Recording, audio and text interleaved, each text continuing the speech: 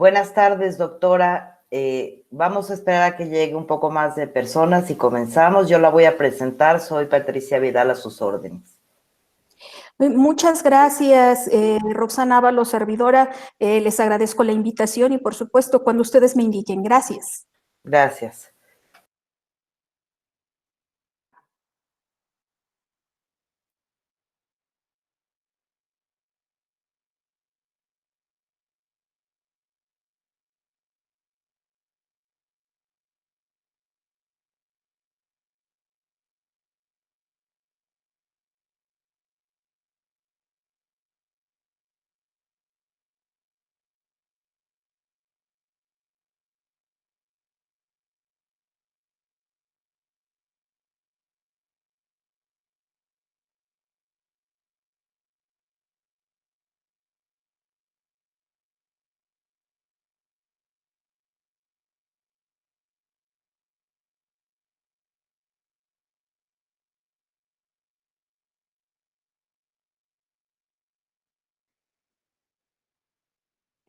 Una pregunta. Sí, dígame. ¿A cuántas personas más o menos esperamos? Pues varía, pero nosotros vamos a comenzar 5 y 5. ¿Está bien para usted? Ok. Sí, no, sí, sin mayor problema. Nada más, obviamente, siempre preguntando, ¿no? Más bien para ver el número de personas, ¿no? En esta cuestión. Sí, muchísimas Todo, gracias. no, y son estudiantes todos ellos, todo el auditorio. Nosotros hacemos una convocatoria a nuestros estudiantes, a nuestros egresados y a público en Ok. general. Ok. Sí, más o menos también para saber el público El al que nos perfil. dirigimos. Sí, cómo no. Claro, así. Muchas gracias.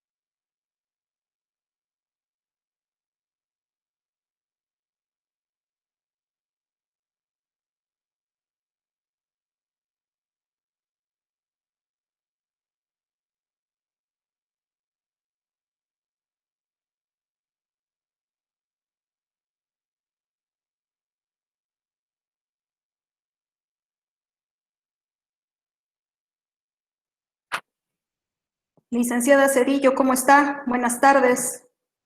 Qué gusto verla.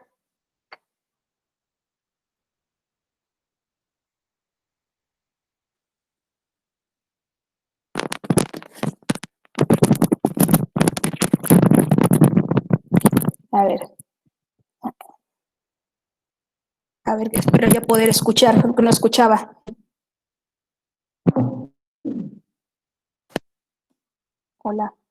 Hola, hola.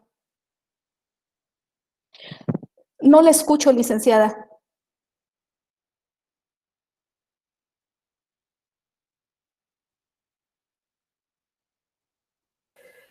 Laura, no se te escucha. No sé si es tu micrófono porque yo sí escucho a la maestra.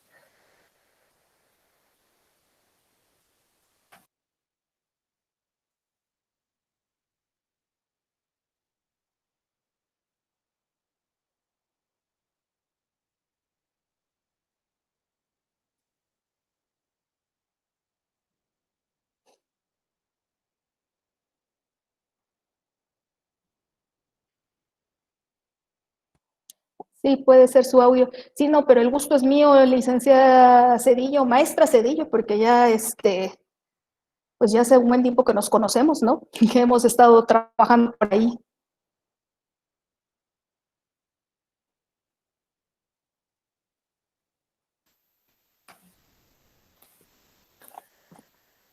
Buenas tardes a todos. 5:05 daremos comienzo.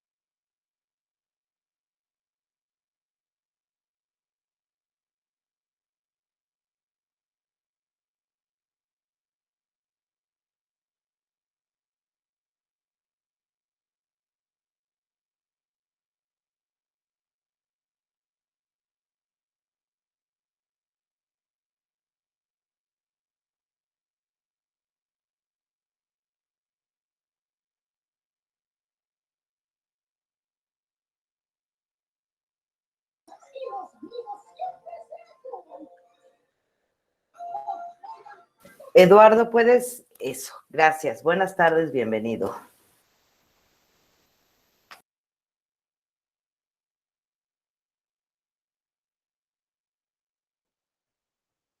El licenciado Eduardo Bárcenas es el coordinador de comunicación social de la Defensoría. Entonces, nos está acompañando el día de hoy y gracias por permitir que esté con nosotros. Al contrario, muchas gracias, bienvenido. Buenas tardes, muchas gracias.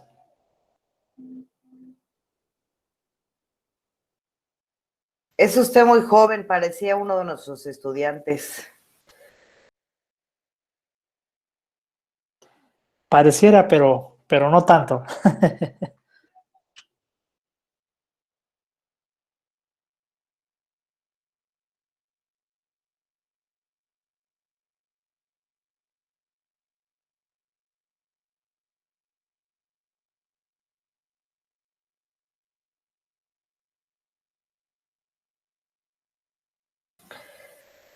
Buenas tardes, si gustan voy a comenzar con la presentación de la doctora. Parece increíble que ya nos encontramos en noviembre. Desde mayo hemos procurado llevarles a todos ustedes cada miércoles contenido de alto valor para que sigamos pues con el ánimo en alto, el espíritu de aprender, y afortunadamente hemos conseguido ponentes que nos hacen el favor de acompañarnos y de estar con nosotros compartiendo su conocimiento y pues alentándonos a seguir adelante. En esta ocasión estamos con la doctora Roxana de Jesús Ábalos Vázquez, que nos va a platicar hoy sobre el impacto de la pandemia en el disfrute y goce de los derechos humanos. Me voy a permitir leerles brevemente su semblanza. Es licenciada en Derecho, egresada de la FES Acatlán, UNAM, se tituló con mención honorífica. Es doctora en Derecho Internacional por la Facultad de Derecho de la UNAM. Obtuvo el grado de mención honorífica. Lleva más de 24 años impartiendo las asignaturas de Derecho Internacional Público, Derecho Internacional Privado, Derecho de los Tratados, Derechos Humanos a nivel licenciatura en diferentes universidades públicas y privadas. Es profesora de Derecho Internacional Privado en la Facultad de Derecho de la Universidad Autónoma de Querétaro. Tiene varias publicaciones sobre temas internacionales. Ha impartido conferencias sobre temas de su especialidad en diferentes universidades públicas y privadas. Trabajó 10 años en la Defensoría de los Derechos Universitarios de la UNAM como abogada asesora y posteriormente como defensora adjunta. Actualmente es la presidenta de la Defensoría de los Derechos Humanos de Querétaro. Nos da mucho gusto tenerla aquí, doctora. Yo soy su servidora, Patricia Vidal, encargada del área de extensión universitaria de la Universidad de Londres. Es un honor tenerla con nosotros y le agradezco a nombre de la universidad su presencia y sus conocimientos. Y sin más, la dejo con su gente. Muchas gracias, licenciada Vidal. Muchas gracias también al maestro José Antonio Ugalde por la invitación, pero sobre todo muchas gracias a todos ustedes que nos escuchan. Me gustaría que esto lo hiciéramos no tanto tan formal como si fuese una clase, sino más bien una especie de charla en este aspecto, ¿no? Efectivamente, creo que estamos viviendo tiempos inéditos para estas generaciones, estas últimas generaciones, porque, si somos sinceros, las epidemias, las hoy pandemias, siempre han existido. Lo que sucede es que a nosotros, en el transcurso, pues, de la vida, y ustedes todavía más jovencitos, pues no les había tocado una cosa de esas, y yo digo que tengo ya muchos más, tampoco. Realmente, por eso digo que es una situación inédita para las nuevas generaciones. Y sobre todo porque no, estamos hablando de una enfermedad que es de transmisión muy rápida, que es muy contagiosa y que a final de cuentas, entre que si sabemos o no sabemos cómo surge o no surge, en fin, el hecho no es la situación de dónde haya surgido, sino justamente todos los efectos que está generando en la población. Hay que recordar que finales del año pasado fue cuando surge esto en una región en China, pero, y aunque estuvo prácticamente en los primeros meses, en los 2 primeros meses o 3 en Europa, pero de manera virulenta, llegó ahora sí digo, a México y a Querétaro prácticamente la tercera semana de marzo, ¿no? Entonces, aquí nos tocó ver una situación prácticamente desconcertante, no solo para los particulares, sino también para las autoridades, por la forma en que tendrían que tratar esta situación relacionada precisamente con esta pandemia, ¿no? Antes de seguir en este aspecto y de enfocar quizá la cuestión de derechos humanos, déjenme comentarles que la Ley General de Salud, una norma federal, establece precisamente, tiene contemplado justamente todo este aspecto de enfermedades transmisibles y también aquellas cuestiones relacionadas con acciones extraordinarias que debe llevar a cabo la Secretaría de Salubridad, bueno, la Secretaría de Salud ahora, en materia de salubridad general justamente para la prevención y control de enfermedades transmisibles, ¿no? Por ejemplo, el artículo 134 de la citada ley federal establece precisamente cuáles las facultades no solo de las Secretarías de Salud federal, sino que también en coordinación con los gobiernos estatales de las entidades federativas van a tener que establecer las medidas de prevención y control de este tipo de enfermedades, ¿no?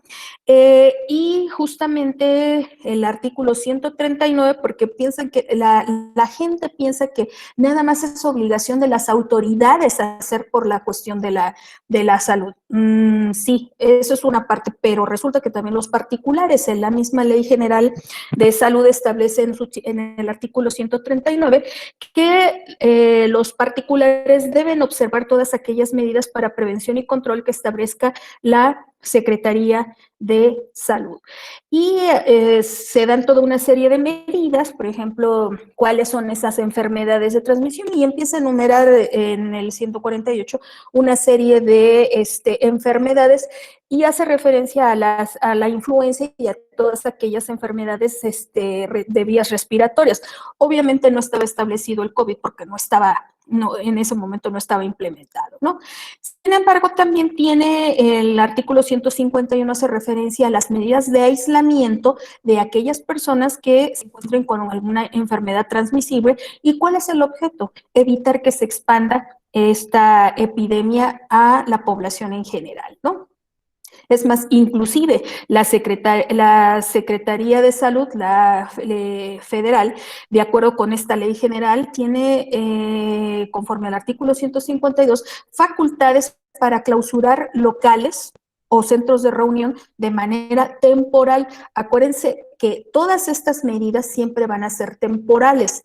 ¿Hasta cuándo? Hasta que la pandemia sea controlada, ¿no? Y posteriormente, la misma ley establece un capítulo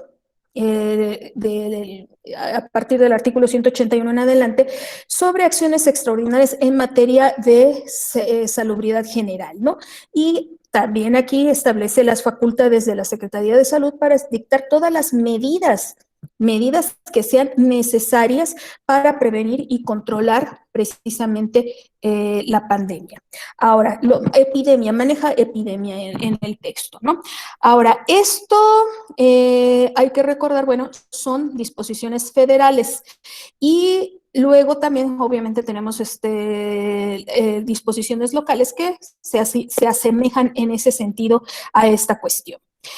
También hay que recordar que el Código Penal de Querétaro, independientemente, todavía no ha sido modificado, aunque por ahí andan esos aspectos de que si se modifica o no, pero lo que todavía está vigente es precisamente cuando hablamos del artículo 127, en donde sí se sanciona a quien cause daño a la salud a otro, pero aquí habla de intencionalidad, estamos hablando del dolo. Sí, o sea, al final de cuentas, una persona, si no sabe que está enferma y contagia a otro, pues ahí no hay cuestión. Sino esto es más bien cuando la persona sabe que está enferma, padece una enfermedad contagiosa y aún así se acerca a otros para contagiar. Entonces hay una intención por ahí, ¿no? Bueno, este aspecto precisamente, es el marco jurídico nacional que está establecido en relación con la cuestión de epidemias y que estaba establecido desde antes en relación con las epidemias. Ahora, la otra cuestión tenemos aquí que efectivamente en el momento en que se da en el que se dan la situación desde el 20 de marzo aproximadamente para acá, que ya estamos hablando de 8 o 9 meses prácticamente, en donde se establecen toda una serie de medidas, facultades establecidas precisamente por la ley, en el sentido de tomar las medidas necesarias de prevención y de control de epidemias y las que sean necesarias para controlar esta cuestión. Pero la situación aquí entonces que se nos presenta y que ojalá nada más fuese una situación de de aislarnos todos en nuestra casa y bueno, santo remedio hasta que se desaparezca esto.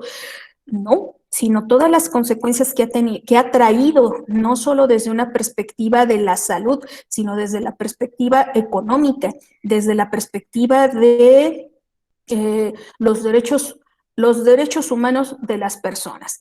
A final de cuentas, veamos aquí, ¿sabemos qué son los derechos humanos?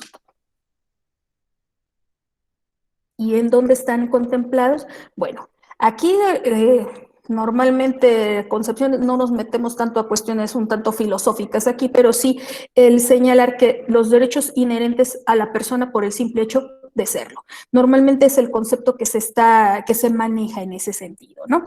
Sin embargo, dice, ¿y dónde están todos esos derechos? Tan fácil como fundamentalmente en la Constitución Política de los Estados Unidos Mexicanos, En esos primeros 29 artículos, 30, o sea, porque tenemos hasta el 30, una cuestión ahí que habla. Sin embargo, y no solo en eso, sino también en la Constitución del Estado de Querétaro. La cuestión aquí es que esos derechos humanos, ¿cuáles son? Bueno, si empiezan ustedes desde el artículo primero, en donde hace referencia a la obligación de autoridades de proteger perdón, se me fue la onda. Las autoridades de prevenir, proteger, sancionar todas aquellas violaciones. El artículo primero que hace referencia también a la prohibición de la esclavitud, pero también a la prohibición de la discriminación. Y así nos seguimos. El artículo 2, el derecho de los pueblos originarios, el artículo 3, el derecho a la educación, el artículo 4, que hace referencia a la igualdad del hombre y la mujer, el derecho a la salud, el derecho a formar una familia, el quinto A, el derecho a tener un trabajo, y así nos seguimos con todas estas disposiciones constitucionales en donde se establece siempre un derecho. Recuerden ustedes que a partir del año 2011, la situación relacionada precisamente con derechos humanos cambia su paradigma. ¿Por qué razón? Porque antes del 2011 nos encontrábamos con que la Constitución establecía las garantías individuales. El cambio, o sea, el cambio se da porque a partir del 2011 se da la situación o se establece que los derechos humanos, dice el capítulo de los derechos humanos y sus garantías, y el cambio está en el sentido de que el Estado ya no me otorga los derechos.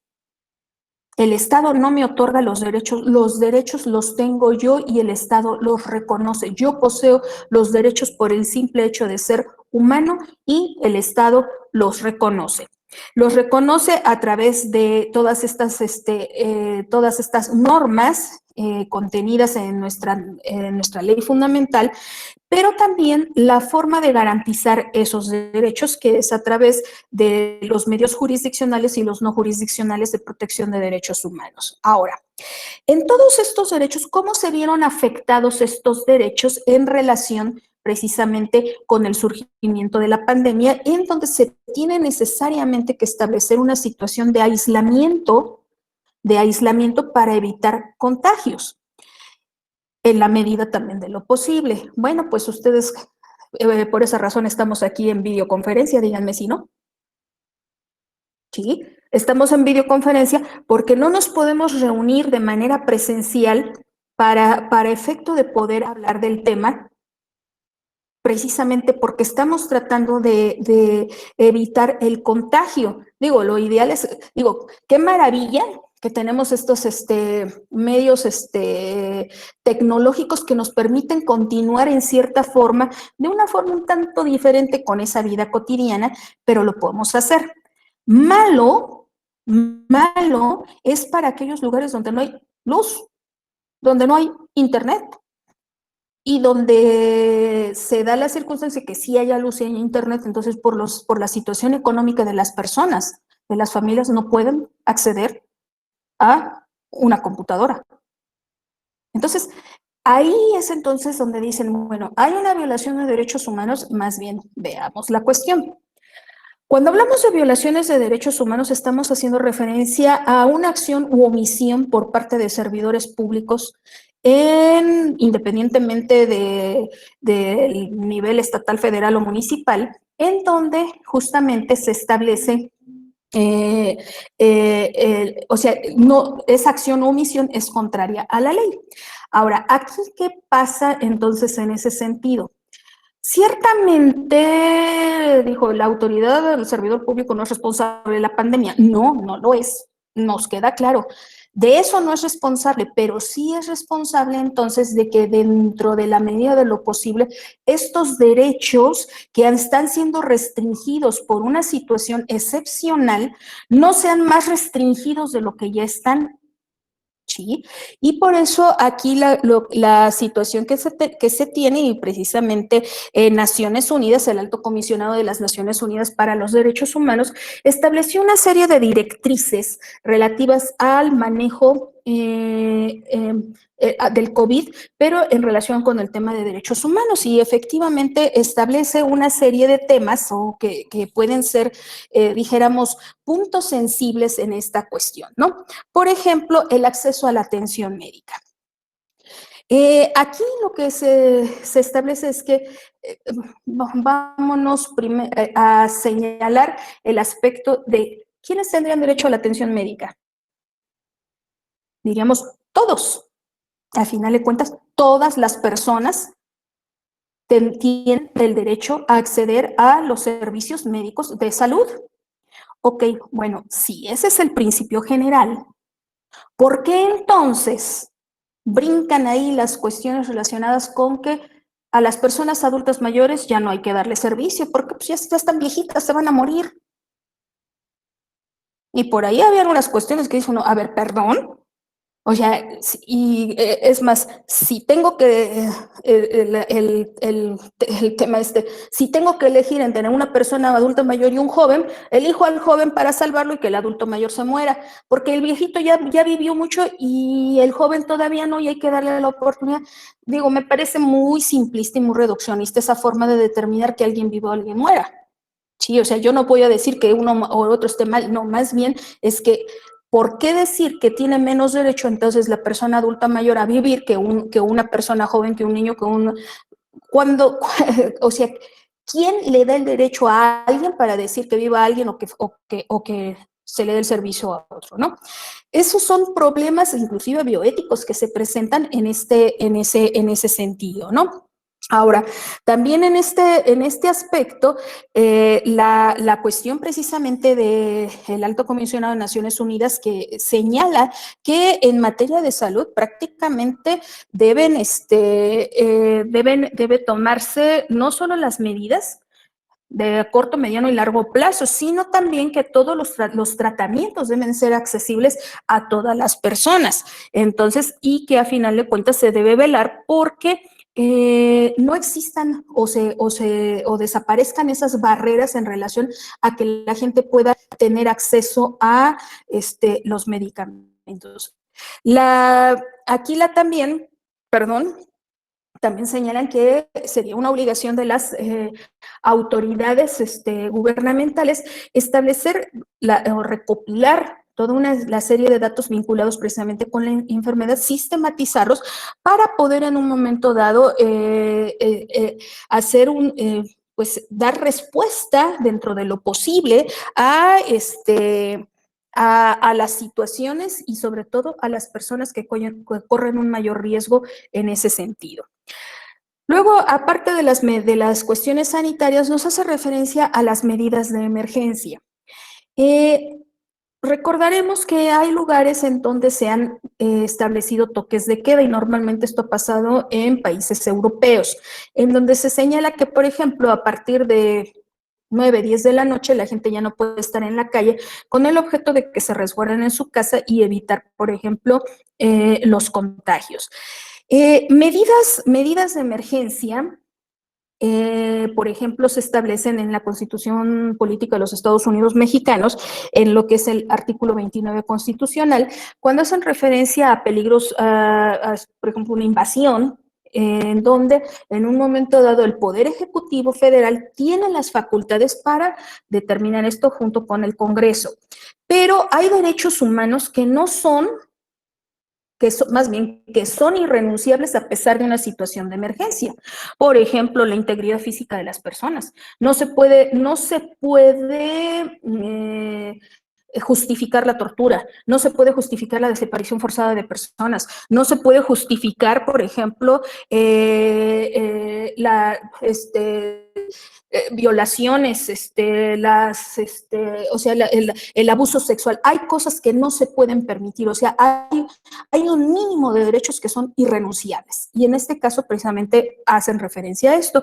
Y el alto comisionado señala, por ejemplo, que estas medidas, si hay que establecer medidas de emergencia, deben hacerse de acuerdo con las facultades legales de los estados, o sea, siempre deben estar apegadas a la ley, que además de todo deben ser notificadas al secretario general de las Naciones Unidas sobre este tema, pero además no deben ser discriminatorias. Las medidas deben ser generales pero también temporales. Ninguna medida de emergencia puede quedarse para siempre establecida para hoy, de aquí en adelante y se acabó. No, todas las medidas de emergencia tienen una temporalidad en lo que se controla la situación que dio lugar a ello, ¿no? Entonces, pero también como señala el alto comisionado, ninguna de estas medidas puede dar lugar, por ejemplo, por parte de los gobiernos a usarlas de represión contra opositores políticos, para censurar y callar a los medios de comunicación, a los periodistas. Entonces, o por ejemplo, para justificar alguna expulsión colectiva o al final coartar la libertad de pensamiento, de expresión, de conciencia y de religión. O sea, no, estos derechos a final de cuentas no pueden ser restringidos aunque exista una situación de esta naturaleza, ¿no? Pero además, entonces, dentro de esas medidas de emergencia existe la obligación de la autoridad de informar a la población por qué se están tomando las medidas, que la temporalidad de las mismas y sobre todo que lo que se busca es, a final de cuentas, tener las herramientas necesarias para poder atacar la pandemia, ¿no? Sin embargo, una vez que se concluya la situación de emergencia, entonces los gobiernos deben garantizar el regreso a la vida con la normalidad y no aprovecharse de esos poderes que se utilizaron para atacar el problema de salud pública como una forma de decir, bueno, pues ya seguimos de aquí en adelante, ¿no? Ahora, también hay otro tema que preocupa mucho en ese sentido. ¿Qué pasa con las personas en situación de calle? O sea, el alto comisionado hace referencia a que las personas, dice, nadie quede rezagado. ¿Y esto qué significa? Que aquellas personas que no están en condiciones por su situación, digo, en algunos casos son personas en situación de calle y otras personas que por la situación actual de salud perdieron el empleo. Entonces, aquí lo que se invita es que en un momento determinado las personas, los gobiernos tomen las medidas pertinentes, por ejemplo, para salvaguardar los derechos, por ejemplo, de las personas en situación de calle. En este caso sí me ha tocado ver, municipio de Querétaro tiene un albergue para personas en situación de calle, está en el Parque Alcanfores, si mal no recuerdo la verdad, es este Parque Alcanfores. Entonces, precisamente ahí se ha invitado a las personas que están en situación de calle a que vayan a resguardarse y se tiene dentro de lo posible una forma de cuidar esta cuestión de salud. Sin embargo, no se puede olvidar a las personas a que vayan. Sí, o sea, esto también, porque si las obligamos, entonces las estamos secuestrando y no se puede hacer eso, ¿no? Esa es otra parte. Y luego otro tema que maneja mucho el alto comisionado es el relacionado con la vivienda. La situación aquí es precisamente que ¿cuál es la característica de esta enfermedad o qué es lo que nos piden justamente para prevenir el contagio? La sana distancia. ¿Sí? La sana distancia, que se cuenten con los servicios de limpieza necesarios. Tiene uno que lavarse las manos, pero de manera frecuente, y si no se pueden lavar las manos, usar el gel antibacterial, el bañarse frecuentemente, lavar la ropa, hacer una limpieza profunda para, en la medida de lo posible, prevenir una situación de contagio.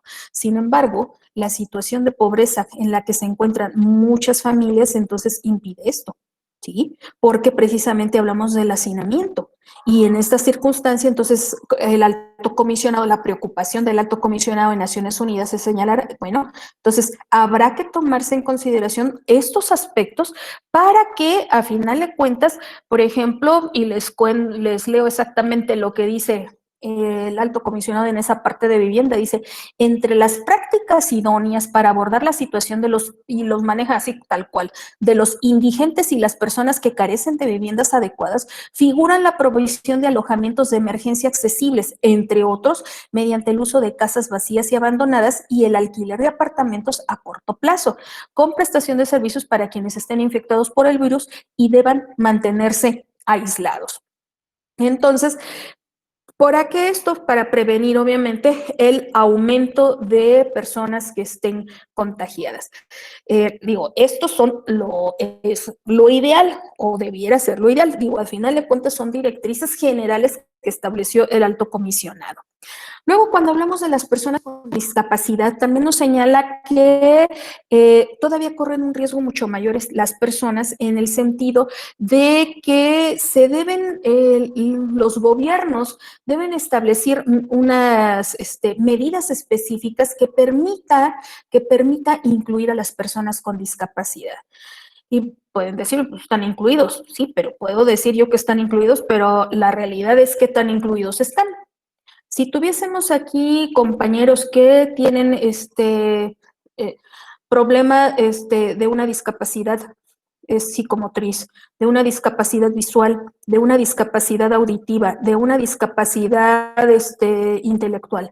Imagínense lo que pasa ahí, cómo nos escuchan, cómo nos ven, cómo se movilizan.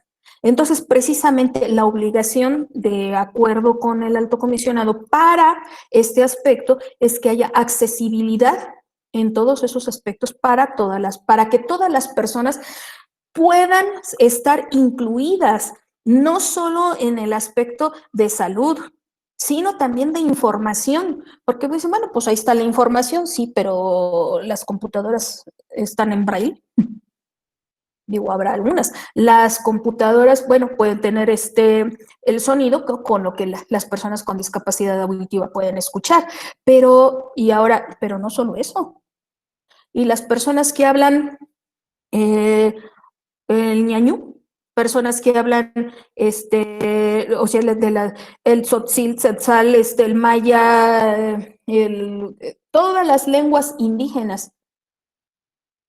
La obligación del Estado, se señala, es justamente hacer accesible toda la información relacionada con la pandemia.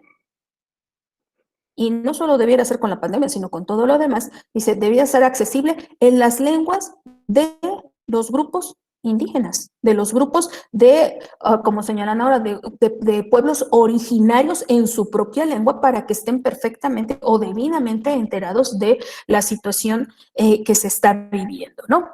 Ahora, aquí además, en esta otra situación, en el caso de personas con discapacidad, nos señala, por ejemplo, también el hecho de que el aislamiento también ha generado otro problema. Nos ha generado otro tipo de problemas, y no solo a las personas con discapacidad, no solo a las mujeres, sino en general a todas aquellas personas que están o que llevan mucho tiempo encerradas. Bueno, yo les pregunto, jóvenes seguramente, y profesoras, proveedores, seguramente, ¿cuántas personas, por ejemplo, ya oímos la expresión, dice, ya estamos cansados de estar encerrados? Es más, se genera mucho estrés en ese sentido, y entonces se empieza a generar otro tipo de problemática, inclusive generación de mucha violencia intrafamiliar, de violencia contra niñas, niños, adolescentes, violencia contra mujeres, violencia entre hombres, violencia entre todos, precisamente por el problema de ese aislamiento. Si antes, por ejemplo, las personas salían a trabajar y se veían a ciertas horas, pues los momentos de violencia se daban en eso, y no necesariamente, porque puede ser por medios electrónicos. Sin embargo, por ejemplo, se da la cuestión de si se tiene que convivir 24 horas, pues creo que se está generando un verdadero problema. Entonces, aquí precisamente también lo que se pide es que se tomen esas medidas pertinentes de prevención, y en un momento más bien ya ¿cómo se llama esta? Se me fue la palabra, de contención emocional, precisamente para estas cuestiones, ¿no? Ahora, en esto que también el caso de las personas adultas mayores, lo que señalaba que no se puede, no se puede establecer una exclusión a los servicios de salud en función de que, bueno, ya están muy grandes y pues ya como que pues ya les toca irse, ¿no? Esa es otra cuestión, ¿no? Y además de todo, por ejemplo, también aquí la cuestión de cómo se va a afrontar la situación psicológica de todas aquellas personas adultas mayores que por la pandemia se encuentran aisladas, o sea, más bien, sí, pues están en sus casas. En un momento dado, algunos señalan aislados porque no pueden ver a sus familiares y en otras situaciones, aunque estén con sus familiares, cómo evitar que sean objetos de violencia, ¿no? Entonces, en este punto. También otra cuestión que es objeto de preocupaciones, por ejemplo, en el caso de las personas que se encuentran detenidas o recluidas en instituciones, y con esto no nada más se hace referencia a personas privadas de la libertad, sino, por ejemplo, a las personas que se encuentran en anexos, en albergues, albergues de adultos mayores, albergues de niños, albergues de refugios de mujeres, en fin, toda una serie dijéramos, de reclusión, llamémosle así, por las circunstancias particulares que cada uno presenta, ¿no? Entonces, aquí, por ejemplo, en el caso de personas privadas de la libertad, señala el alto comisionado, dice, es pertinente o es lo deseable que a final de cuentas se tome en consideración o se excarcele a aquellas personas cuyos delitos sean los menos graves, que no impliquen violencia, para entonces, dijéramos, descongestionar los centros penitenciarios que en un momento dado pueden ser muy susceptibles a los contagios, ¿no? En estos puntos, entonces, también dice, los gobiernos tienen que tomar en cuenta todas las medidas precisamente para, además de todo, el caso de todas aquellas personas, por ejemplo, que se encuentran detenidas personas migrantes que se encuentran detenidas ahí se me fue, ando muy corta de palabras hoy, perdón, estos centros migratorios, se me fue el nombre, perdón, tienen un nombre y se me fue ahorita la palabra, pero en estos puntos, entonces, personas migrantes, por ejemplo, el caso de los niños también, o de los adolescentes también que han sido privados de la libertad por la comisión de algún delito. La cuestión aquí es precisamente que lo que señala que se debe preservar es que en la medida de lo posible no haya personas concentradas en estos lugares si no es necesario, precisamente para evitar detención migratoria, sí, así es, gracias Karen, para evitar en la medida de lo posible que las personas se encuentren concentradas en lugares y que esto se preste en un momento dado a un mayor número de contagios. En el caso, por ejemplo, también nos hablan de la información y participación. El hecho a que los gobiernos tienen la obligación de dar todas las facilidades, toda la información que sea necesaria para saber qué está pasando en relación con la enfermedad. El acceso a través de redes sociales, nada más que también vemos que el problema de las redes sociales es que genera mucha desinformación. Sí, entonces también tenemos nosotros que aprender a valorar qué información es la pertinente en este sentido. El acceso a Internet es esencial para garantizar la información que llega a todos los infectados por el virus.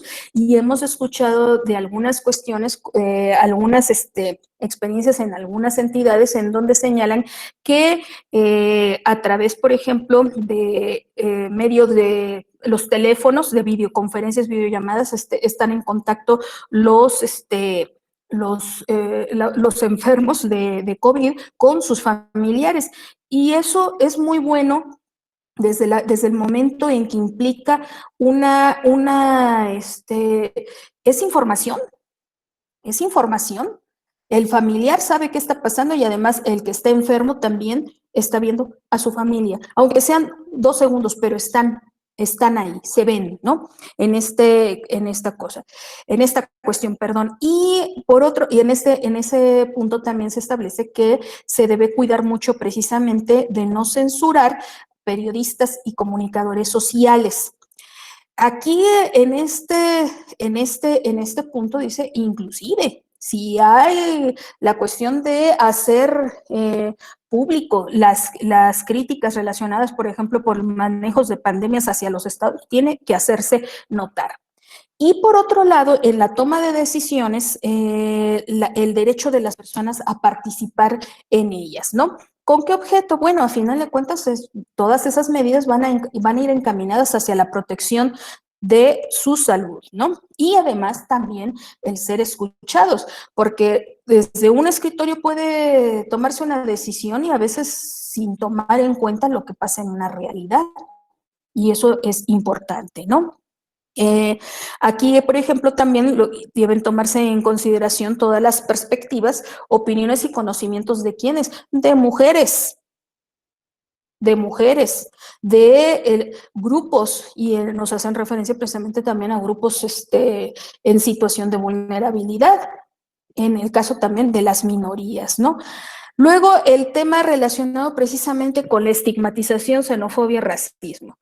Y ese es otro problema. Curiosamente, dice uno, siglo XXI, y seguimos viviendo, y a veces quizás está más radicalizado el tema de la estigmatización, la xenofobia y el racismo. A mí algo que me brinca mucho, por ejemplo, es el hecho de que a los profesionales de la salud que están metidos en un hospital, trabajando, luchando por la salud de los demás, sean a los primeros que se estigmatizan. Entonces dice uno, a ver, no entiendo, o sea, ¿a qué se debe eso? ¿Es al miedo que me contagien? ¿Perdón? O sea, la agresión, o sea, no se toma en cuenta que esa persona está trabajando en beneficio de la comunidad, está cuidando. Y veamos también, exponiendo la vida, cuántas personas profesionales de la salud han fallecido en estos temas, ¿no? Pero lo que llama la atención es que la gente actúe por instinto, o sea, ya es la impresión que tenga, que actúe por instinto y agreda a quien apoya. Entonces, eso definitivamente, o sea, no debe ser permitido, no puede ser permitido. Pero además también, aquí algo que señala, por ejemplo, el alto comisionado, es que esto precisamente, este COVID, esta pandemia, está generando, dice, una ola de estigmatización, discriminación, racismo, xenofobia, y cómo podemos apoyar para resolver estos temas. Bueno, en primer lugar es la información. La desinformación nos genera todo esto. La desinformación genera precisamente todo este tipo de situaciones. A final de cuentas, ¿cómo voy a agredir yo a una persona? O sea, si mi familiar está enfermo, y créanme que he tenido familiares enfermos, e inclusive algunos han fallecido por COVID. ¿Cómo voy a agredir a que lo está cuidando? ¿Cómo voy a agredir a la persona que justamente es su trabajo, ciertamente eligió estar ahí, pero que está ahí y está trabajando por los demás? O sea, ¿es justo? Que además de todo, no se le permita, o sea, porque las personas en este caso no puede entrar aquí, nos va a contagiar, o sea, perdón. O sea, no se ponen a pensar que si salieron de un hospital ya tomaron todas las medidas de prevención para no contagiar. O sea, no se sale la gente enferma, o sea, no se salen, es más, inclusive antes de pandemia, los profesionales de la salud se cambian y salen.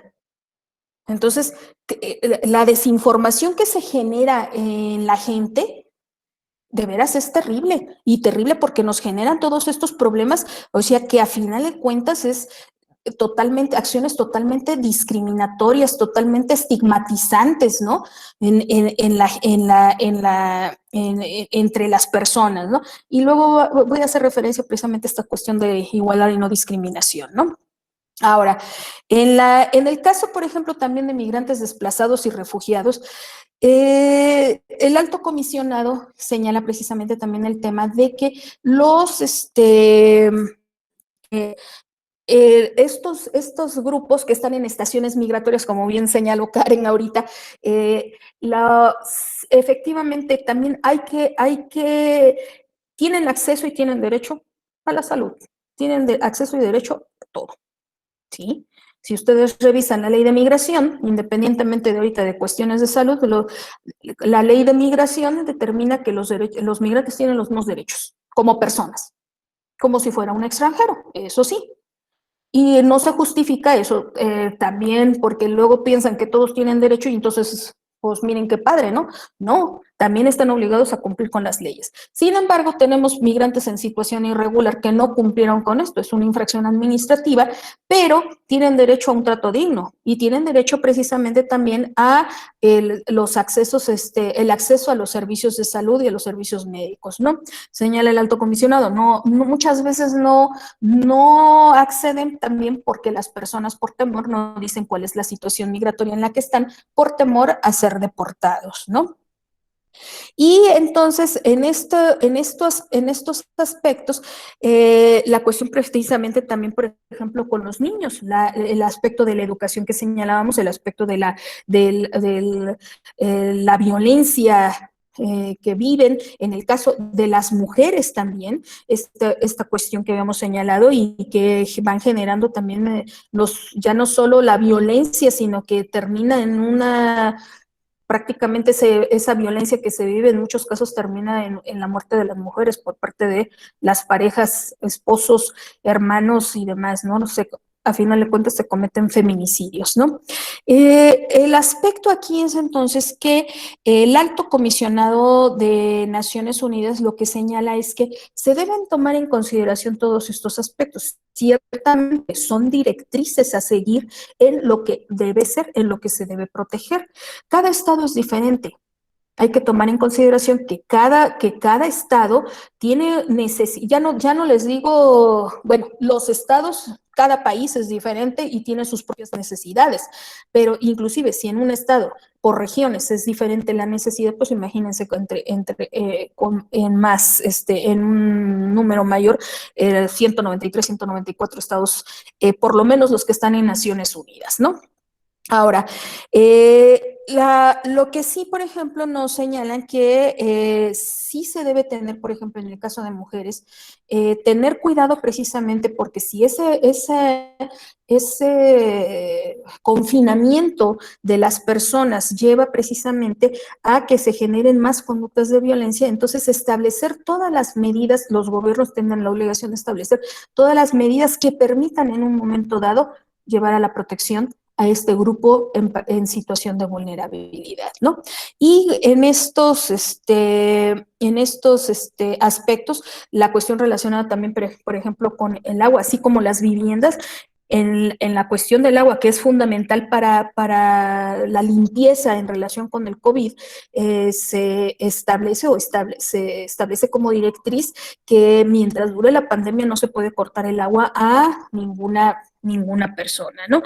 Independientemente de las situaciones en las que estén, o sea, debe contar por lo menos con servicio de agua determinado para poder cumplir con estas necesidades, cubrir más bien estas necesidades que genera precisamente la pandemia. Perdón.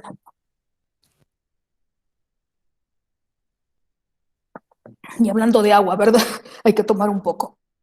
En estos, creo que a final de cuentas, lo que busca, estos son los temas fundamentales o generales que maneja el alto comisionado de las Naciones Unidas para los Derechos Humanos en relación con el tema de protección, dijéramos, de los derechos fundamentales en una situación de pandemia.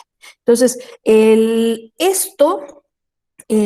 sobre todo, entonces también nos lleva, dije, bueno, si a final de cuentas todas las personas tienen derecho a el acceso a los servicios de salud, alimentación, agua, vivienda, etcétera, etcétera, entonces dice uno, ¿de qué principio estamos hablando? justamente del principio de igualdad en la ley y de igualdad ante la ley. Y en consecuencia, esa igualdad es que nos lleva al principio de no discriminación por ningún tipo o concepto, ¿sí?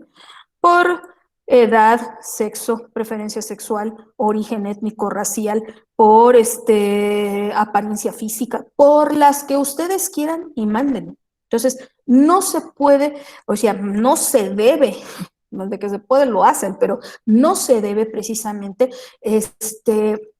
establecer medidas que sean discriminatorias, que excluyan a grupos determinados, que excluyan a personas. Al fin y al cabo, todos somos seres humanos y bajo el principio de igualdad y de universalidad de los derechos, todos tenemos derecho en este aspecto, ¿no? Sí digo, vuelvo a insistir, es inédita en cierta forma esta pandemia en relación con las generaciones las últimas generaciones que nos ha tocado vivir, ¿no? Sobre todo es diferente porque, bueno, de principios del siglo pasado estaba la famosa gripe española que cobró la vida de muchísimas personas, pero no solo eso, sino también, por ejemplo, la cuestión relacionada con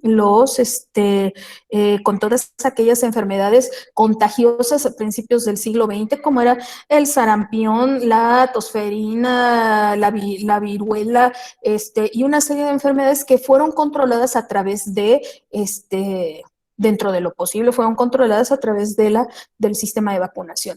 Aquí, bueno, también se busca, y ojalá que tengamos pronto una vacuna que permita por lo menos tener una certeza mayor en relación a los contagios, ¿no? Pero lo que es importante aquí es que, al final de cuentas, y creo que es parte también, no solo de los gobiernos, sino también de la sociedad civil, de poner de su parte en esta cuestión. No todo es obligación gubernamental. Es cierto, los gobiernos están obligados a actuar apegados a la ley, es un principio de legalidad, pero eso no significa que las personas, los particulares, puedan hacer lo que se les pegue la gana. Y perdón por la expresión coloquial, pero a final de cuentas tenemos digo, con la experiencia que tengo en el tema, la impresión que tengo es que, y no digo todos porque sería una falacia de generalidad, pero grupos de personas piensan que las obligaciones nada más son del gobierno y que ellos pueden hacer lo que quieran. Que le apliquen la ley al vecino, a mí no. Y no es así, esto es una obligación de todos. La ley se aplica para todos, y así como los servidores públicos tienen obligaciones de cuidar, proteger, respetar y garantizar los derechos humanos de todas las personas, los particulares también tienen obligaciones de no generar daños a terceros, de salvaguardar el orden público, de cuidar en este aspecto, apoyar en el cuidado de la salud pública. En fin, son toda una serie de circunstancias. Aquí es más bien todos, o sea, son unos y otros juntos los que se puede trabajar y se puede justamente apoyar en la solución. Si dejamos que uno solo sea el responsable, un solo grupo sea el responsable de esto, no vamos a ningún lado. Esto es un trabajo en conjunto de la sociedad junto con los gobiernos. Pues les agradezco la atención y, bueno, pues si tienen alguna pregunta, con todo gusto estoy a la hora. Muchas gracias.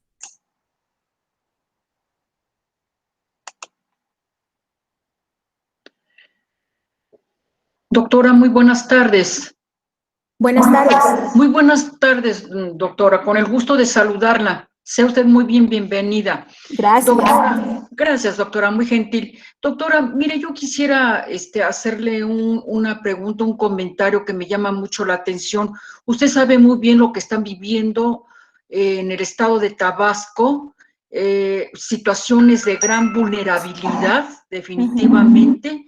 No es posible, doctora, que hayan transcurrido 15 días y que todavía ellos están viviendo situaciones muy difíciles. Se supone, ¿verdad?, que para dar un seguimiento al respeto de los derechos humanos, ¿verdad?, es muy importante que las autoridades gubernamentales ya hayan dado solución a un problema tan grave que están pasando los tabasqueños. Dígame usted, doctora, ¿cree usted que después de 15 días todavía estén viviendo situaciones prácticamente bajo el agua y con una serie que viene con las consecuencias de enfermedades, de una serie de consecuencias muy graves para los tabasqueños? Y hasta el momento, doctor, han transcurrido, como bien lo refería, 15 días y no se ha resuelto este problema. Para mí esto es un problema muy grave para los tabasqueños y sobre todo considero definitivamente que les falta más atención a nuestras autoridades gubernamentales, porque nada más entre ellos, entre particulares, están pretendiendo apoyarse unos con otros, doctora. Entonces, sí quisiera saber su opinión respecto a este problema tan grave que están viviendo. Muchas gracias, doctora. Gracias, ahora sí le voy a decir topaya, ¿no? Ay, qué hermosa. Muchas gracias, doctora. Gracias. Mire, justamente, ¿cómo se da la situación? Bueno, en Tabasco no es la primera vez que se inunda. O sea, Tabasco siempre ha sido una zona en donde se inunda todos los años. Le digo porque tengo familia allá y justamente siempre ha sido la época de la creciente donde crece por las lluvias el nivel del agua, entonces inclusive están preparadas las cosas. El problema aquí que yo veo es que efectivamente no, si todos los años hay inundaciones, porque son zonas de tierras bajas, de pantanos, ¿cómo es que hasta el día de hoy las autoridades no han tomado las medidas necesarias para evitar todas esas series de inundaciones? Porque no es la primera vez que se inunda todos los años, nada más que en unos más graves que en otros, sobre todo en esta época de ciclones, huracanes, tormentas, bueno, como se llaman, dependiendo del lugar en el que se dé Golfo Pacífico, ¿no? La cuestión aquí es que, y si mal no recuerdo por ahí sobre no, que habían la presa esta, se me fue el nombre, les digo que hoy ando, perdón, desmemoriada, desfogaron la presa y peor tantito se inundó más. Entonces, creo que aquí sí hay un problema de falta de planificación sobre un tema que es recurrente todos los años, nada más que unos años sí es más grave que otros.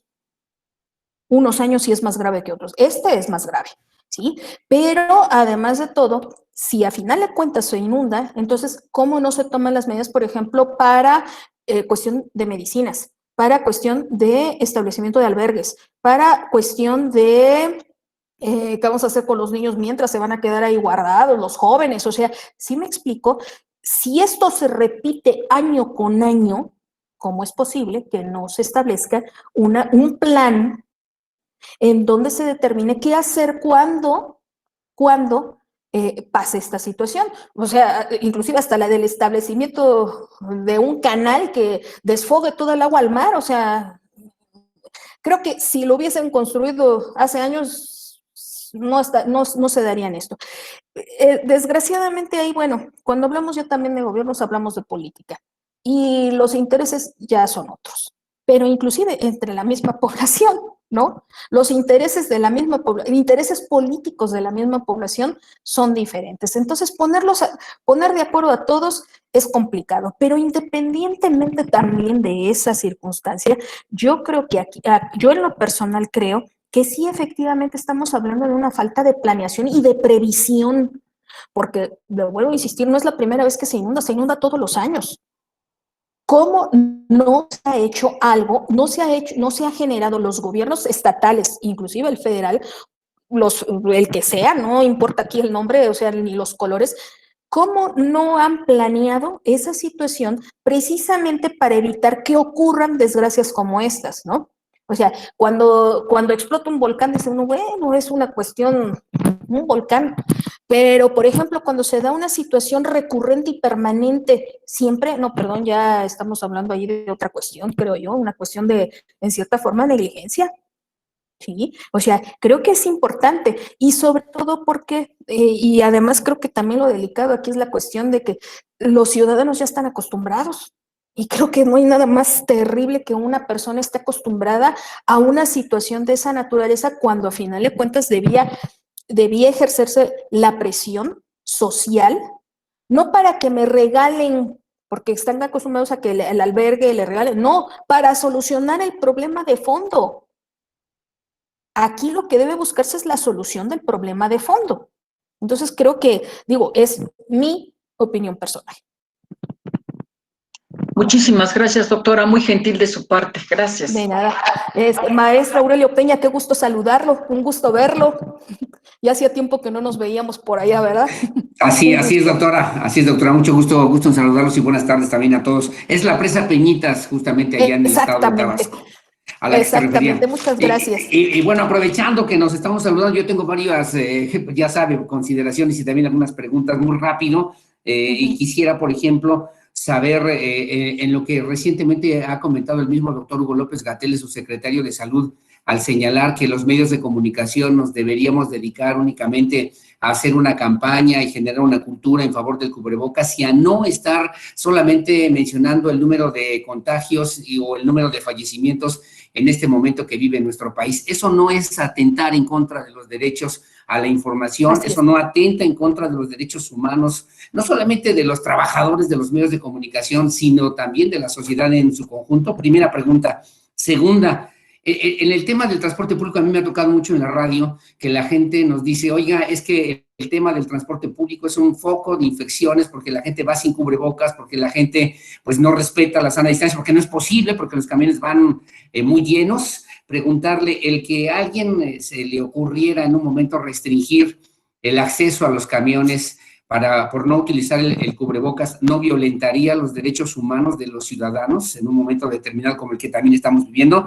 Agradecerle y reconocerle siempre, como lo hemos hecho, también su capacidad y su profesionalismo, como siempre, doctora. Muchas gracias. Muchas gracias, don Aurelio, y también saludo a mi querida amiga doña Josefina Mesa en este aspecto. Pero vamos a ver, la información. Bueno, definitivamente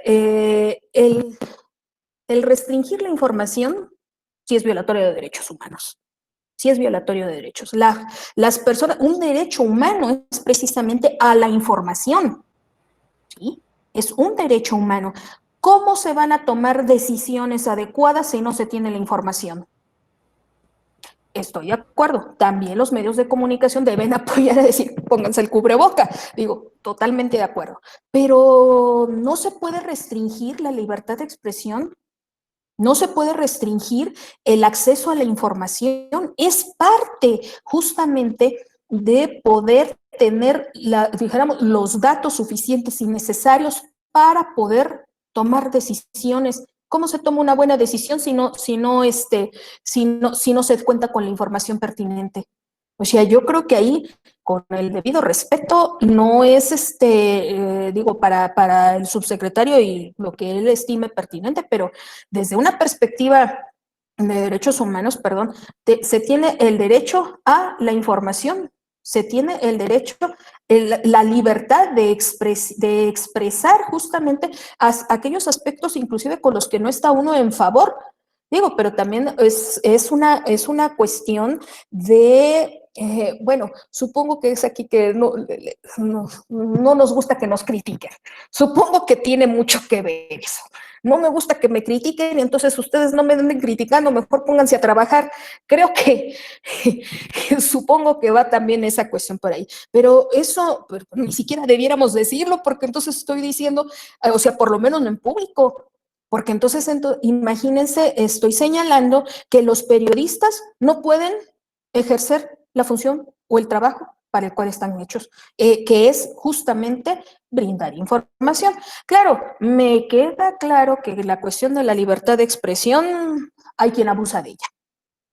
Y abusa en exceso. Sin embargo, no se puede censurar la libertad de expresión, y eso no lo dijo Roxana Ábalos, a final de cuentas viene desde la Constitución del 17 y consecuencia de la Revolución Mexicana. ¿Sí? Entonces, en ese sentido, precisamente, dice, no se censura la información, pero sí hay un límite. y es que si alguien se excede en esa libertad de expresión y genera daños a terceros o altera el orden público, entonces sí, es responsable ante las leyes de esa situación y podrá hacerlo valer quien haya sido dañado, el tercero que haya sido perjudicado por esa situación. Pero no se da esa circunstancia. O sea, más bien, puede expresarse a cada quien como se le pegue la gana, sí, pero más bien se hace responsable de los daños que genere con lo que está señalando, ¿no? Eso es otra cuestión. Pero también, y vuelvo a insistir, la información es, ahora sí como dicen, es sagrada. Estamos acostumbrados a recibir información, pero además no solo eso, sino que justamente en los últimos años se ha buscado garantizar el acceso a la información, ¿sí? ¿A través de qué? Precisamente de todas estas instituciones, tanto federales como estatales, en donde la obligación, o sea, es un derecho humano y la obligación que tenemos todos los entes públicos de brindar la información, obviamente también la que no sea reservada, que es que se refiera precisamente a personas, pero a brindar la información que sea necesaria para poder conocer qué hacen los servidores públicos, qué hacen las instituciones, ¿no? Digo, puede ser que a mí no me guste decirlo, pero pues no es que a mí me guste, es que tengo la obligación de cumplir con un mandato legal en este aspecto, ¿no? Ahora, en el transporte, en este aspecto, déjeme comentarle, violar los derechos humanos, no, acuérdense lo que señalábamos que en la Ley General de Salud, la propia Secretaría de Salud tiene facultades para establecer las medidas que sean medidas necesarias para prevenir y controlar los contagios. Entonces, y eso prácticamente, justamente el artículo 139 de la Ley General de Salud dice que los particulares tienen la obligación de observar las medidas que se establezcan para prevención y control de las enfermedades. Así no es que quieran. Sí, claro, si voy a agarrar a la persona y a fuerza le ensarto un cubreboca, caramba, ahí sí estoy atentando con su integridad física. Más bien, ¿qué puedo hacer? Bueno, no quiso, no te puedes subir. Hasta que no te pongas. ¿Y por qué no? Simple y sencillamente, tienes el derecho, si quieres no te lo pongas, pero estamos preservando la salud de todos los demás. No eres tú solo, estamos pensando también en los otros. Esto es una cuestión de salud pública, de salud de todas las personas, ¿no? Entonces, creo que también a veces, creo que en la cuestión de derechos humanos a veces se exagera en decir, estás violando mi derecho humano. No, momento. Todos los derechos tienen un límite. Todos los derechos, que ciertamente deben ser esos límites no pueden ser tan restrictivos, ¿sí? Pero a final de cuentas, en esta circunstancia es proteger la salud de todos los demás.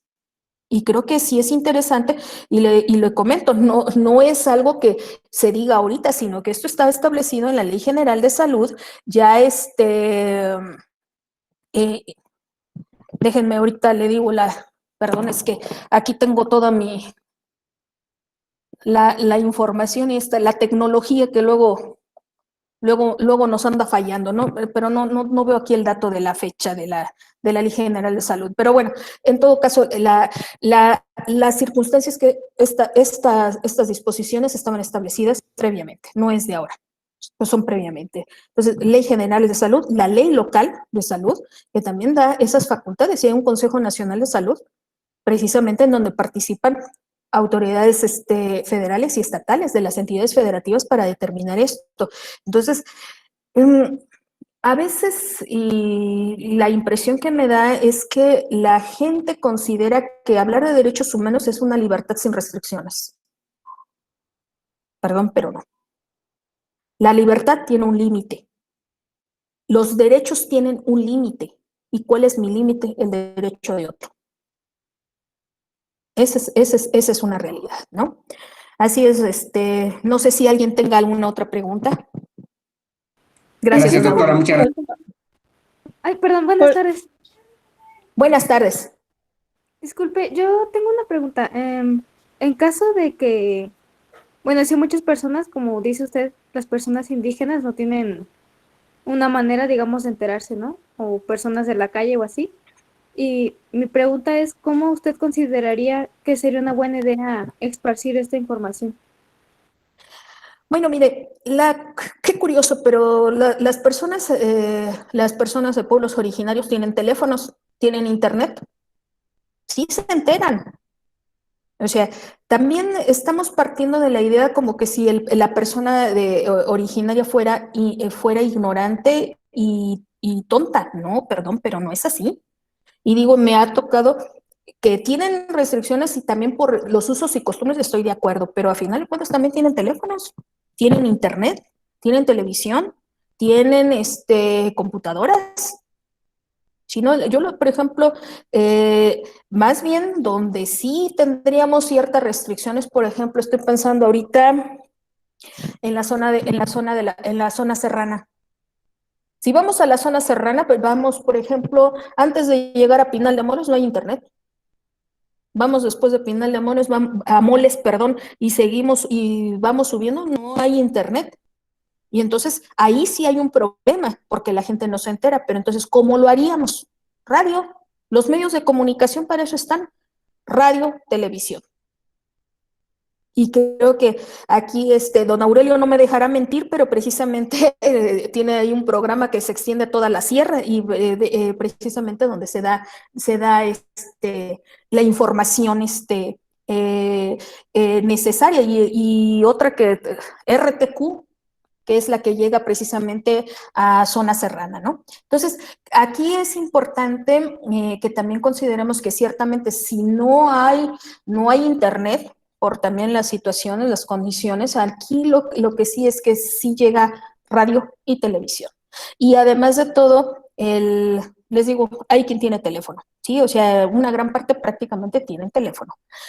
Ahora, me queda claro que también es la comunicación entre los propios vecinos las que se van dando esa información, ¿no? Entonces, creo que sí es importante también observar desde la realidad, porque muchas veces por ejemplo, nos dejamos llevar por lo que nos dicen, ¿sí?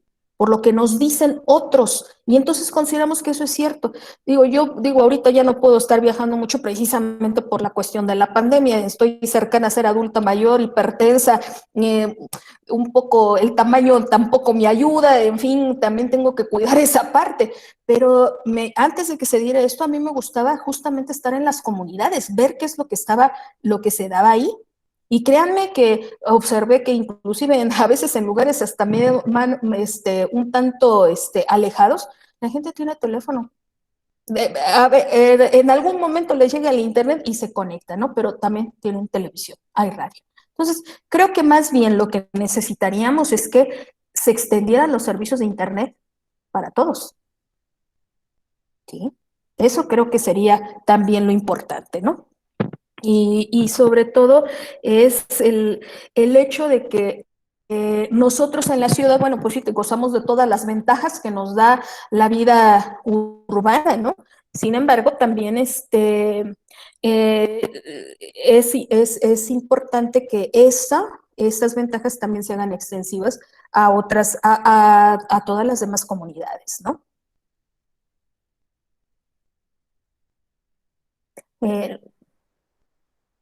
¿Alguien más? Muchas gracias. Hola, doctora, buenas tardes.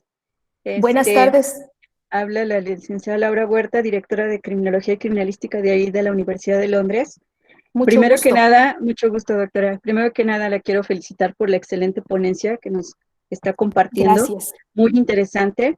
Y también me gustaría hacerle una pregunta, doctora, si usted tiene el conocimiento.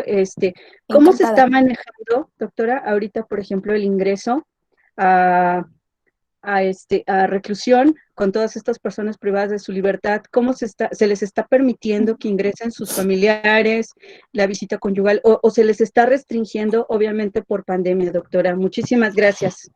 Sí, de nada, licenciada. Mire, ahorita precisamente la pandemia hay restricción de visitas. Imagínense, ahorita, si mal no recuerdo, Lalo, me lo confirmas nada más, no me dejarás mentir, que del último informe de la CNDH creo que había 6 personas contagiadas en Cerezos, si mal no recuerdo. una cosa así. Si estamos hablando nada más del CP1, que es el varonil, hay 1,900 personas aproximadamente. Nada más en el puro CP1. Entonces, hemos ido y precisamente traen cubreboca. Están con altavoces señalando que tomen las medidas de prevención, que se laven las manos. Les están, hay casi en los módulos, hay solución sanitizante para las manos. Las familias no pueden entrar, o sea, no pueden entrar, nosotros podemos entrar porque, bueno, somos área de derechos humanos precisamente para observar. No pueden entrar y manejan videoconferencias. Desgraciadamente, por ejemplo, para 1,900 personas, ¿cómo le permite que esté media hora hablando con su familia? No puede.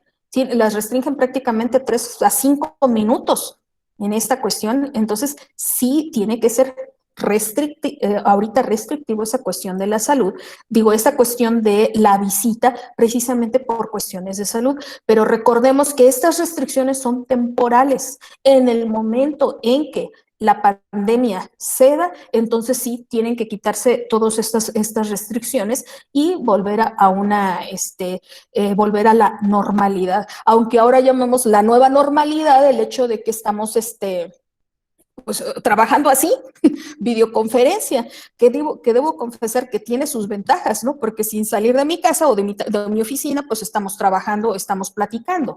Pero la situación aquí es también el hecho de que esto genera también, vuelvo a señalar este aspecto de mucho estrés. O sea, el aislamiento o la convivencia 24 horas genera mucho estrés en las familias, ¿no? Y todavía más en aquellas personas que están privadas de su libertad, en el hecho de decir, ¿cómo estará mi familiar si no lo está? Y ahí nosotros intervenimos cuando, por ejemplo, algún familiar nos llama y nos dice, ¿sabe qué? No sé qué está pasando con mi familiar, no sabemos cómo está. Nosotros vamos... Bueno, el personal de la Defensoría, incluida luego yo, tengo que ir a veces también, y preguntamos cómo están estas personas, pero también hay que comprender, imagínense un contagio, nada más les digo, el CP1, 1,800 o 1,900 personas contagiadas de COVID, ¿de dónde? ¿De dónde? O sea, ¿cómo resolvemos un problema de esa naturaleza? Entonces aquí sí se tiene que tener mucho cuidado con esta cuestión, ¿no? Esa es la situación. Muchas gracias, doctora. Agradezco De mucho nada. la ponencia tan excelente que nos compartió. Muchas gracias. No, muchas gracias a ustedes. Doctora Roxana, buenas tardes. La licenciada Ana Gabriela Garrido García, directora de la ¿Cómo licenciatura. está, Gaby? Qué gusto. Muy bien, Yo dije, yo la conozco, pero como que no la reconocí bien del todo. ¿Cómo está? Este medio a veces nos enfría la situación, pero me da mucho gusto saludarla, maestra, doctora, perdón, agradecerle su participación con un tema tan importante en la actualidad. Y bueno, yo creo nada más sumar una aportación. Considero que también es cuestión de responsabilidad social.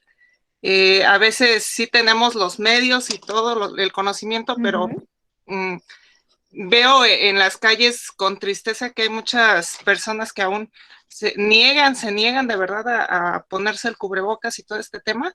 Entonces, hay que poner nuestro granito de arena. Muchas gracias, doctora. Felicidades. No, gracias, Gaby. Qué gusto verla. Gracias, igualmente. Así es, efectivamente, luego señalamos, no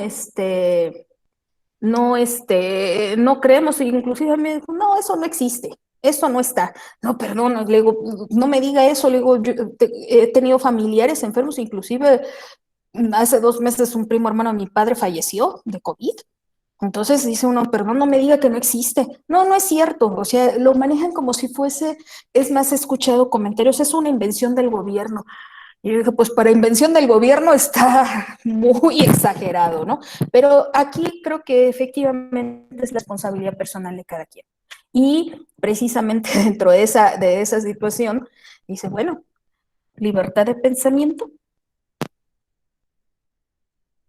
Así es, ¿no? Entonces, más bien lo que sería importante también es el manejo de la información. Es el manejo de la información, un manejo responsable de toda la información.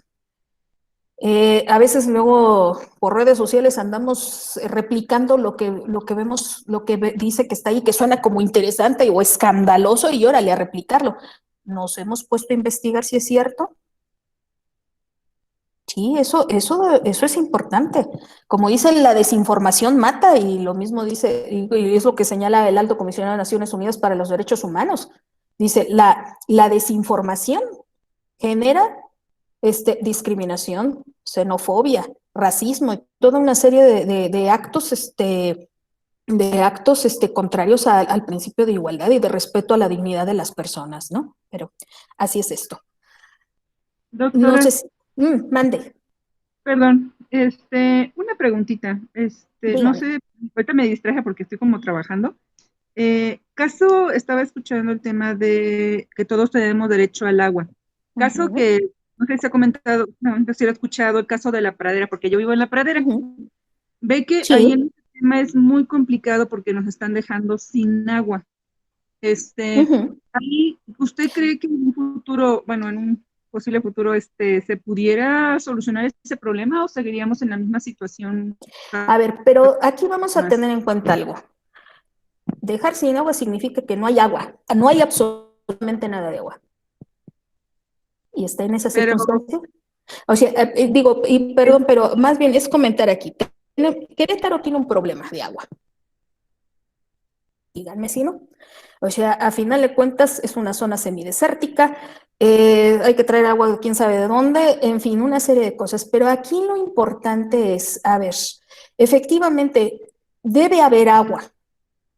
No se puede privar del agua en esta cuestión. Sin embargo, también aquí la situación que debe tomarse en cuenta es el aspecto de si no tiene absolutamente nada de agua, o sea, pero nada, que no cae agua en días en esto, ahí estamos hablando de una violación.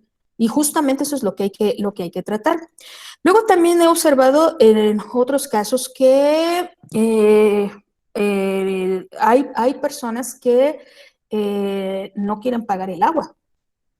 Hay personas que... No, y no digo que sea usted el caso, ni mucho menos, por supuesto que no, o sea, no me atrevería ni siquiera a mencionarlo, ¿no? Pero me refiero que en general, digo, estoy hablando en términos generales, que precisamente luego nos llegan las situaciones y nosotros investigamos. Precisamente ese es nuestro trabajo, hacer una investigación. Y entonces observamos que efectivamente sí llega agua en algunos lugares y, o sea, que sí hay agua, pero inclusive que en algunos casos las personas no quieren pagar el servicio.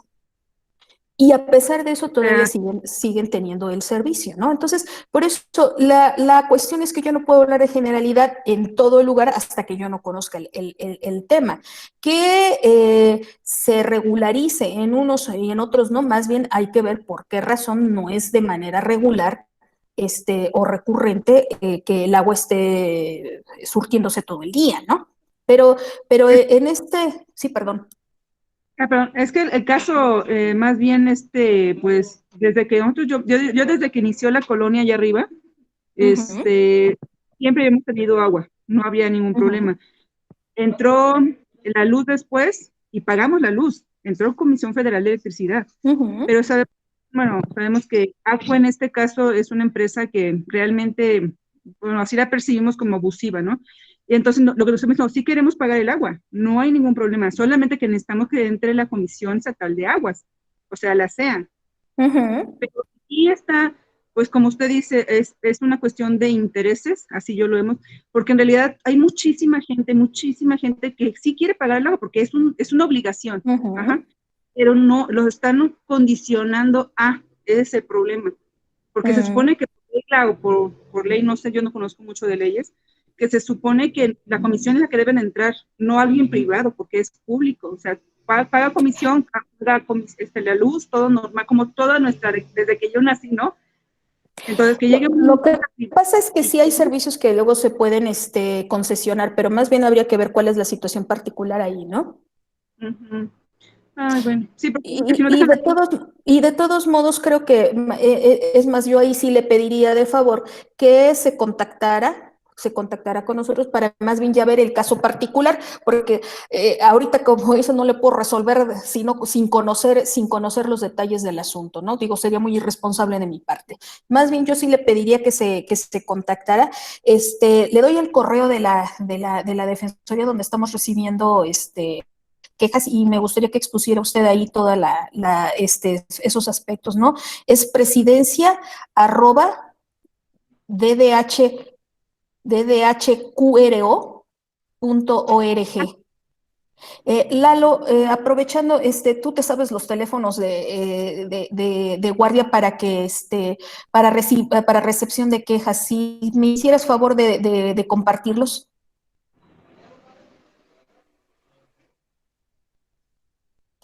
Claro que sí, doctora. Buenas tardes a todos. Los números de contacto de las 24 horas del día para Querétaro son 3. El primero es 4421-09-5400. Segundo teléfono de contacto es 4421-09-5347. Tercer teléfono 4421-09-5403. Eso es en cuanto a Querétaro. Para San Juan del Río está el 4421-86-71-27. Muchas gracias. Sí, entonces háganos llegar por correo electrónico estos aspectos que usted está mencionando y con gusto los vemos. ¿Le parece bien? Muchas gracias, doctora. A la orden.